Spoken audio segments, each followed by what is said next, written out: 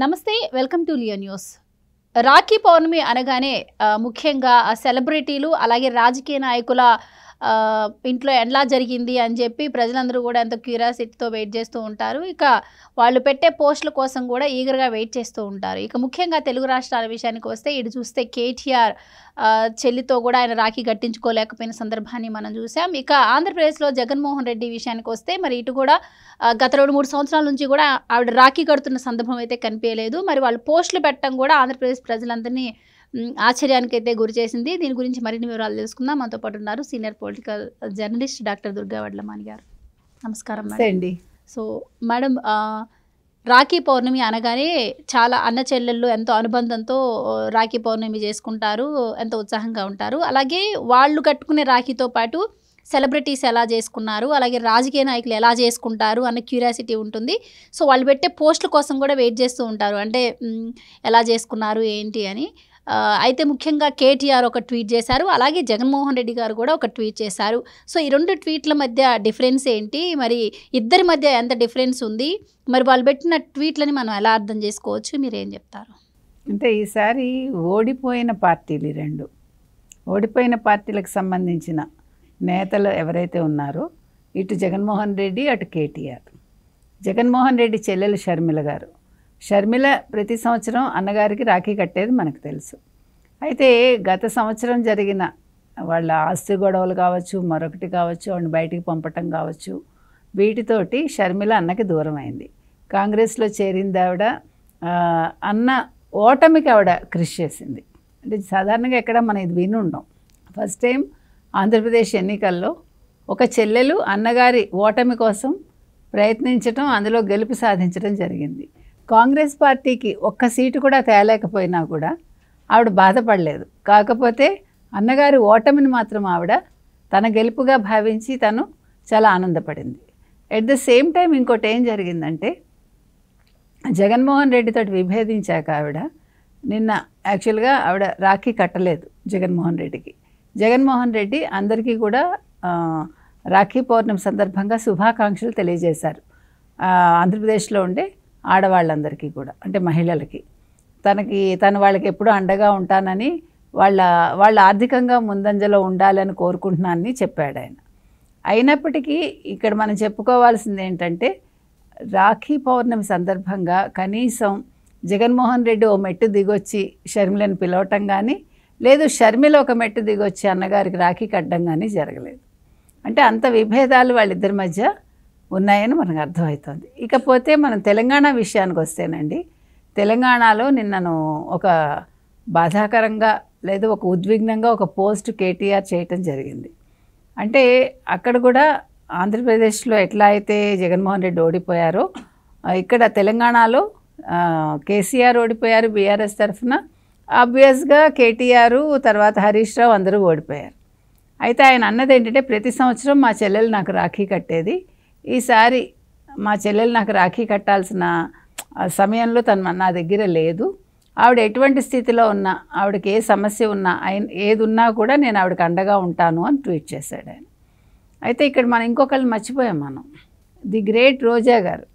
మరి జగనన్న గారికి రాఖీ కట్టలేదు ఆవిడ వచ్చి. ఓ పక్క ఆడుదాం ఆంధ్రాలో ఆవిడ స్కామ్లో ఇరుక్కుని ఉంది. అసలు జగన్ పేరు ఎక్కడ తలచట్లేదు ఆవిడ. ఎక్కడ ఒక స్టేట్మెంట్ కానీ, కనీసం నిన్న రాఖీ పండుగ సందర్భంగానైనా ఆవిడ ఒక్క స్టేట్మెంట్ ఇవ్వలేదు ఆవిడ. జగనన్న నేనున్నాను, నీకు రాఖీ కట్టలేకపోయానని కూడా చెప్పలేకపోయింది ఆవిడ. ఎందుకు చెప్తున్నామంటే, ఇది జగన్మోహన్ రెడ్డి స్వయం కృతాపరాధం కావచ్చు, లేదు జగన్మోహన్ రెడ్డి వీళ్ళందరినీ వాడుకున్న విధానం కావచ్చు, లేదు వీళ్ళందరి చేత చేయించిన అవినీతి కావచ్చు. ఈరోజు జగన్మోహన్ రెడ్డితో పాటు ప్రతి ఒక్కళ్ళు అవినీతి బురదలో కూరుకుపోయి ఉన్నారు. అండ్ ఇంకో విషయం మేడం, ఇక్కడ ముఖ్యంగా గమనించాల్సింది ఏంటంటే, 2 తెలుగు రాష్ట్రాల అన్నల మధ్య ఎంత డిఫరెన్స్ అంటే, ఇప్పుడు రాజకీయాల కోసం కుటుంబాన్ని వదులుకున్న వ్యక్తి జగన్మోహన్ రెడ్డి అయితే, ఇప్పుడు కుటుంబం కోసం కూడా రాజకీయాలను వదులుకుంటున్నటువంటి కుటుంబం కేసీఆర్ కుటుంబం అనే చెప్పాలి. ఎందుకంటే ఆవిడ జైల్లో ఉన్నారు. సో కవిత కోసం ఈవెన్ బీఆర్ఎస్ పార్టీని బీజేపీలో విలీనం చేస్తారు అన్న వార్తలు కూడా వస్తున్నాయి. మరోపక్క చూస్తే చెల్లి ఆస్తి అడిగింది అని చెప్పి ఆవిడ్ని తల్లిని ఇంట్లోంచి గెంటేసిన పరిస్థితులు ఆంధ్రప్రదేశ్లో చూస్తున్నాం. సో మరి అలాంటి కేటీఆర్ వచ్చేసి కేవలం తన సొంత చెల్లి రాఖీ కట్టలేకపోయింది అన్న బాధతో ట్వీట్ పెడితే, ఇటు జగన్మోహన్ రెడ్డి గారు వచ్చి సొంత చెల్లి అవైలబుల్ ఉన్న రాఖీ కట్టించుకోకుండా ఆంధ్రప్రదేశ్ ఆడపడుచులందరికీ శుభాకాంక్షలు తెలుపుతున్న విషయం. అంటే ఇద్దరి మధ్య ఎంత వ్యత్యాసం, ఇద్దరి ట్వీట్ల మధ్య ఎంత వ్యత్యాసం, అలాగే మరి ఆంధ్రప్రదేశ్ ప్రజలు ఇదంతా గమనించట్లేదంటారా? ఏం చెప్తారు? ఎందుకు గమనించరండి, గమనిస్తారు. మీరు చెప్పినట్టుగా అంటే కుటుంబ సంబంధాలు ఏ రకంగా ఉన్నాయి, ఇటు ఆంధ్రప్రదేశ్లోని వైఎస్ జగన్మోహన్ రెడ్డి కుటుంబం కావచ్చు, ఇటు తెలంగాణలోని కేసీఆర్ కుటుంబం కావచ్చు.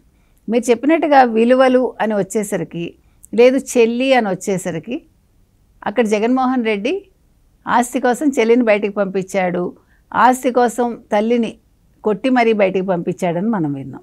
ఇక్కడ వచ్చేసరికి ఇప్పుడు చెల్లి కోసం, చెల్లి ఒక స్కామ్లో ఇరుక్కుంది, ఆ స్కామ్లోంచి బయటపడేయడానికి ఈరోజు కేటీఆర్ కావచ్చు, కేసీఆర్ కావచ్చు, హరీష్ రావు కావచ్చు, బీఆర్ఎస్ని బీజేపీలో విలీనం చేయడానికి సిద్ధమయ్యారు అనే వార్తలు మనం విన్నాం. అవునా కాదా? మరి అంటే ఇది ఎంత గ్రేట్ ఇది.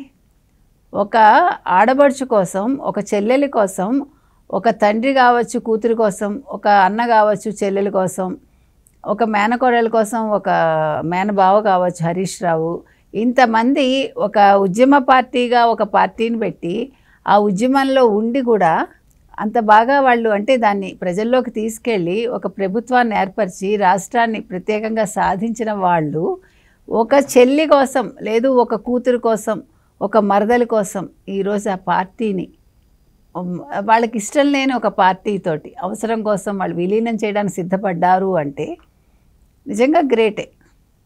అంటే రాజకీయం కంటే కూడా కుటుంబ బంధాలు ముఖ్యమని ఇక్కడ వీళ్ళు చాటి చెప్పారు. ఆ విషయంలో మనం అప్రిషియేట్ చేయాలి కేటీఆర్ని కావచ్చు, కేసీఆర్ని కావచ్చు, హరీష్ రావుని కావచ్చు. వేరాజ్ ఇక్కడ జగన్మోహన్ రెడ్డి ఈరోజు తలదించుకుంటున్నాడు, ఆల్రెడీ అన్ని విషయాల్లో తలదించుకున్నాడు. ఈరోజు కుటుంబ బంధాల దాకా వచ్చేసరికి ఆయన పూర్తిగా తలదించుకోవాల్సిన స్థితికి ఆయనే తెచ్చుకున్నాడు. ఇప్పుడు భర్త తప్పు చేస్తే భార్య చెప్పాలి, భార్య తప్పు చేస్తే భర్త చెప్పాలి. ఇక్కడ భార్యాభర్తలు ఇద్దరు తప్పు చేశారు. ఇప్పుడు కనీసం భారతీరెడ్డి షర్మిలను పిలిచి ఆడబడుచుగా, మిగతావన్నీ పక్కన పెట్టండి, విభేదాలు ఉంచుకోండి, పార్టీల పరంగా తిట్టుకోండి, కానీ నిన్న పిలిచి ఆడబడుచుకి కాస్త బొట్టుకు ఇది ఇచ్చి రాఖీ కట్టించి అన్నగారి తరఫున ఒక చీర పెట్టారనుకోండి, ప్రజలు చాలా సంతోషించి ఉండేవాళ్ళు. రాజకీయంగా కూడా అతనికి చాలా అది ఒక పెద్ద మైలురాయి అయి ఉండేది. అంటే మనిషికి ఎలా ఎదగాలో తెలియనప్పుడు, మెచ్యూరిటీ లేనప్పుడు ఈ రకంగా బిహేవ్ చేస్తారు. మనం మొదటి నుంచి చెప్పినట్టుగా కొద్దో గొప్ప మెచ్యూరిటీ ఉంది, సంస్కారం ఉంది, చదువుకున్నారు కాబట్టి బీఆర్ఎస్ పార్టీ వాళ్ళు ఈ రకంగా ఉన్నారు. సో మన ఇద్దరి పరంగా చూసుకున్నప్పుడు డెఫినెట్గా కేటీఆర్ ఇక్కడ గ్రేట్ అనే చెప్పాలి చెల్లి విషయంలో మనం. Right madam, thank you so much.